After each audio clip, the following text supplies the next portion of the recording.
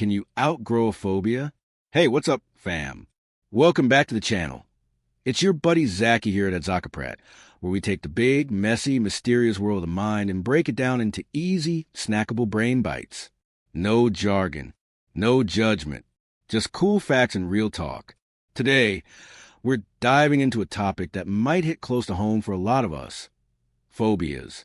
Yep, those irrational fears that make you act like a cartoon character running from a mouse.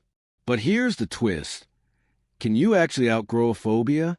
Like, will you one day just stop panicking about elevators or spiders or flying and just move on? Let's find out together. So let's lay the foundation first. A phobia isn't just not liking something. It's not simply being nervous before public speaking or jumping a bit when you see a bug. A phobia is a deep, irrational, often overwhelming fear of a specific object, situation, or activity. It triggers anxiety almost instantly and can sometimes even cause full-on panic attacks. And it often leads to avoidance, like serious avoidance. People with specific phobias might rearrange their whole lives just to avoid the thing they fear. So yeah, it's a big deal. And it's also very common. Around 1 in 8 people will experience a specific phobia during their lifetime. There are so many types of specific phobias, it's kind of wild. There's the usual suspects: fear of heights, fear of spiders, fear of flying, but also lesser-known ones like fear of buttons, compoundophobia, fear of mirrors, spectrophobia, and fear of belly buttons, omphalophobia. Not even kidding. Our brains can latch on to just about anything and decide, yeah, that's dangerous. Avoid at all costs. But how does that fear go away? Does it ever go away? Let's get to the heart of it. Can you outgrow a phobia? The answer is yes, sometimes, especially with fears that begin in childhood. See, when we're kids, our brains are still forming and changing rapidly. So it makes sense that childhood fears can fade as we mature and gain more life experience. A kid might be terrified of thunderstorms or dogs, but as they grow older and have positive experiences with those things, the fear can just kind of dissolve. The brain rewires itself with new input, and suddenly, that big scary dog becomes your best friend who sleeps at your feet. But phobias that start later, especially those that develop in adulthood, are usually a bit more stubborn. They've had more time to settle in and become part of our mental wiring. These adult-onset phobias don't usually disappear on their own. But here's the good news. Even if they're more persistent, they're not permanent. People can and do overcome them. It just often takes conscious effort and, in some cases, professional support.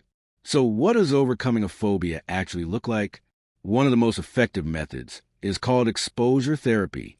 And no, it's not throwing you into a pit of snakes to get over it. It's all about gentle, repeated exposure in a controlled and safe way. For example, if you're afraid of flying, you might start by looking at pictures of planes, then watching videos of takeoffs, then visiting an airport, and finally, maybe even taking a short flight. Step by step, your brain learns, oh, hey, I didn't die. Maybe this isn't so dangerous after all. It's slow, but incredibly powerful. Another powerful tool is cognitive behavioral therapy, or CBT. This approach helps you challenge and reframe the irrational thoughts that feed your fear. Like if you think every plane is going to crash, CBT helps you break down that thought, look at the actual data, and replace it with a more realistic perspective. The goal isn't to trick your brain. It's to teach it what's real and what's not. Over time, those scary automatic thoughts lose their grip. And then we've got relaxation techniques. These don't cure the phobia on their own, but they help manage the physical reactions that come with it. Stuff like deep breathing, progressive muscle relaxation, grounding exercises, and mindfulness. These tools help calm your nervous system so you're not hijacked by panic every time you face your fear. They give you control back, even in moments of anxiety. Interestingly, a lot of people report that they've accidentally outgrown a phobia. How? Life forced them to face it. Maybe they had to fly for work. Or they fell in love with someone who had a pet tarantula. Or they moved into a tall building and had no choice but to take the elevator every day. And with repeated exposure, especially when nothing bad happens, the fear just kind of fades. It's like your brain quietly updates its files in the background.